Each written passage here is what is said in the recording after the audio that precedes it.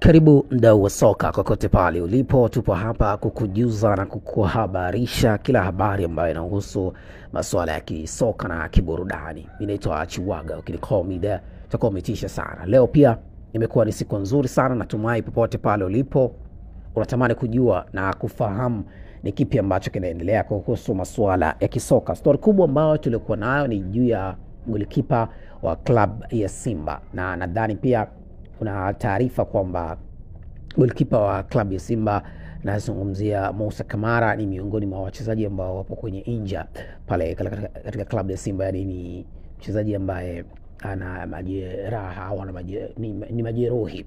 Sasa story ambayo tumeipata hapa hivi karibuni ni kuna sekeseke ambao linaendelea pale Msimbazi, lakini yote kwa yote natumai kwa muda huu ukiwa ni mara yako ya kwanza kupita kwenye page zetu za YouTube na haujawahi kusubscribe kabisa, basi subscribe, bonyeza alama ya kengele ili mradi tukiwa tunatoa habari zetu na wewe pia uwe miongoni mwa watu wa mwanzoni zaidi kupata kufahamu ni kipi ama ni lipi ambalo inakuwa hapa tunakuwa tunakujuza. Story ambayo inasambaa sana mitandaoni na inasemekana kwamba mchezaji wa klabu ya Simba Moussa Kamara, kutokana na inja ambayo ameipata ya muda mrefu, na nafasi yake kuchezwa na Yacob Suleiman, mchezaji mpya huyo ambaye anaitumikia klabu ya Simba kutokea JKT, inasemekana kwamba amegomea klabu yake. Kuna taarifa inasemekana hivyo, amegomea klabu yake na kule kambini, na inasemekana pia klabu kama klabu iko mbioni kumpeleka Morocco, wengine wanasema hivyo,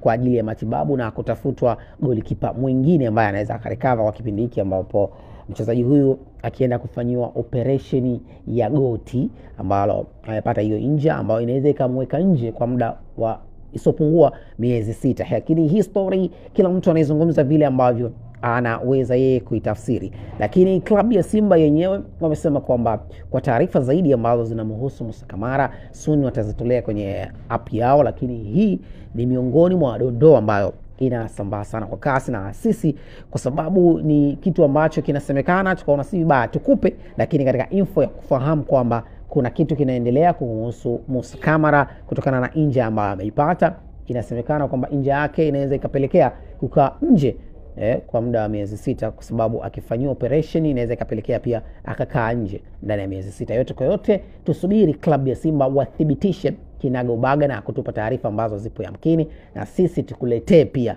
kwamba hiki ambacho kinaendelea kuhusu Moussa Kamara ni hiki hapa na hiki hapa. Muhimu tu tunaendelea kukupa info upate kufahamu yale ambayo yanaendelea kwa wanasoka na maisha mengine ya nje ya soka. Muhimu kusubscribe kwenye YouTube channel yetu ili mradi uwe miongoni mwa watu wa mwanzoni zaidi kuwa na sisi na kupata habari nyingi zaidi kupitia hapa ndani ya CWG Digital. Hii ni CWG Digital.